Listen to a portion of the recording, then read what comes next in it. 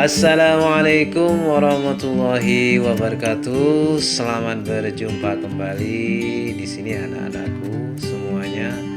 Semoga kalian semua dalam keadaan sehat walafiat dan tetap semangat dalam belajar dan mengikuti pelajaran sistem daring ini di masa pandemi, dan selalu mudah-mudahan mendapat rahmat hidayah dari Allah Subhanahu wa taala dan mendapat syafaat Rasulullah sallallahu alaihi wasallam. Amin amin ya rabbal alamin.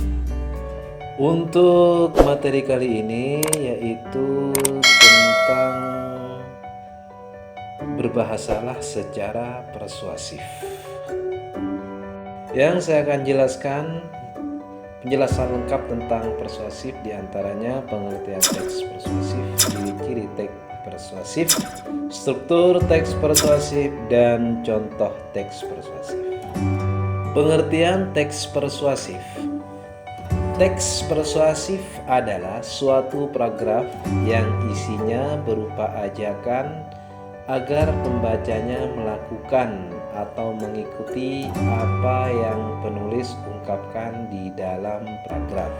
Ciri-ciri teks persuasif. Nomor 1, adanya bujukan, pengaruh, atau himbauan kepada pembaca. Yang nomor 2, paragraf disusun oleh kalimat yang menyertakan alasan yang kuat disertai data dan fakta. Yang ketiga, isi paragraf digunakan untuk meyakinkan pembacanya atau mempercayai yang ditulis oleh penulis. Yang keempat, banyak menggunakan kata-kata ajakan. Contoh, mari, ayo, lakukanlah, dan sebagainya. Yang kelima, biasanya menghindari konflik agar kepercayaan pembaca tidak hilang. Struktur teks persuasif. Pengenalan isu, rangkaian argumen, pernyataan ajakan, penegasan kembali. Pengenalan isu berupa pengantar atau penyampaian tentang masalah menjadi dasar tulisan atau pembicaraan. Contoh, kalau di bidang hukum, HAKI atau HAKI adalah singkatan dari hak atas kekayaan intelektual. Ini ada kaitannya dengan perlindungan dan penegakan hak cipta. Akan tetapi, HAKI yang akan kami bahas sekarang merupakan singkatan dari hak-hak reproduksi. Wah, bosan ya bolak-balik mengupas masalah yang satu ini. Sekedar mengingatkan saja, sebagai remaja kita punya 10 hak reproduksi yang sepantasnya kita pertahankan. Ini adalah contoh pengenalan isu. Yang berikutnya adalah rangkaian argumen. Sejumlah pendapat penulis atau pembicara terkait dengan isu yang dikemukakan pada bagian sebelumnya. Untuk selanjutnya yaitu pernyataan ajakan, di mana pernyataan ajakan ini berupa pernyataan dorongan kepada pembaca. Pernyataan tersebut yang dapat disampaikan bisa berupa tersirat dan makna tersurat. Contohnya, untungnya kita sudah kerap dengan teknologi internet. Media ini memungkinkan kita untuk mencari informasi semua kebutuhan kita. Banyak situs di internet yang menyediakan berbagai informasi tentang seksualitas dan reproduksi bagi remaja. Hanya saja, kemajuan teknologi termasuk internet biasanya bagai pisau bermata, dan dia bisa bersifat sebagai teman alias menyedia informasi yang tepat, tapi bisa juga sebagai devil advocate, termasuk yang malah justru menjerumuskan kita ke perbuatan yang tidak baik. Sekali lagi kita harus hati-hati dan waspada dengan situs-situs yang akan kita kunjungi. Untuk selanjutnya yaitu penegasan kalimat. Apa itu penegasan kalimat? Penegasan kalimat adalah upaya pemberian aksentuasi, pementingan atau pemusatan perhatian pada salah satu unsur atau bagian kalimat.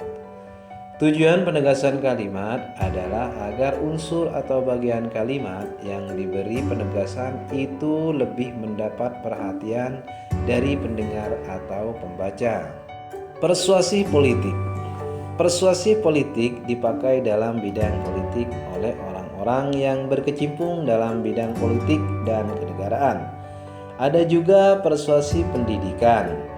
Persuasi pendidikan dipakai oleh orang-orang yang berkecimpung dalam bidang pendidikan dan digunakan untuk mencapai tujuan-tujuan pendidikan. Fungsi fakta di dalam teks persuasif agar pembaca lebih percaya kepada teks tersebut. Berikutnya, agar teks tersebut dapat dipertanggungjawabkan. Selanjutnya, mari kita lihat contoh teks persuasif terbaik. Inilah contoh kalimat persuasif. Mari berolahraga yang teratur. Mari dukung Indonesia menjadi juara di SEA Games. Mari kita lanjutkan rencana itu.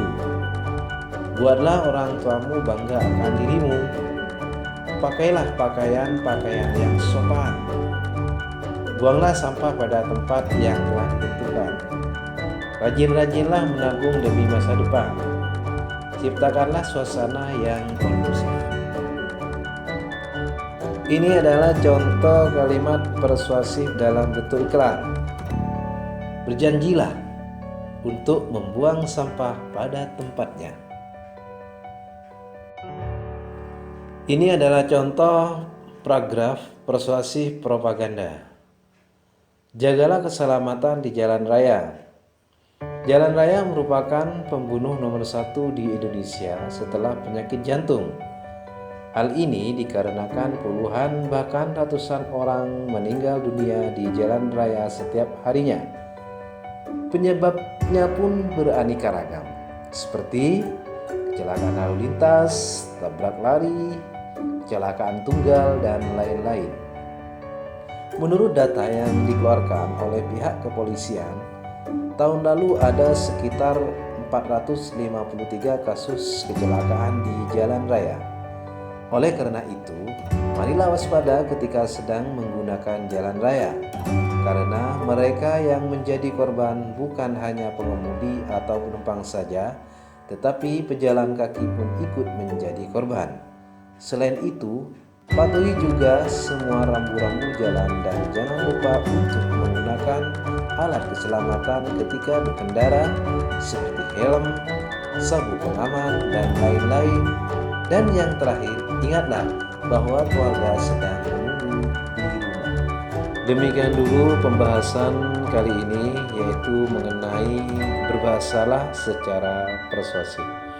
Mudah-mudahan pembahasan yang singkat ini membawa manfaat buat kita semua, dan mudah-mudahan anak-anakku semua selalu sehat walafiat dan tetap semangat belajar, dan sukses selalu buat Anda semua. Assalamualaikum warahmatullahi wabarakatuh.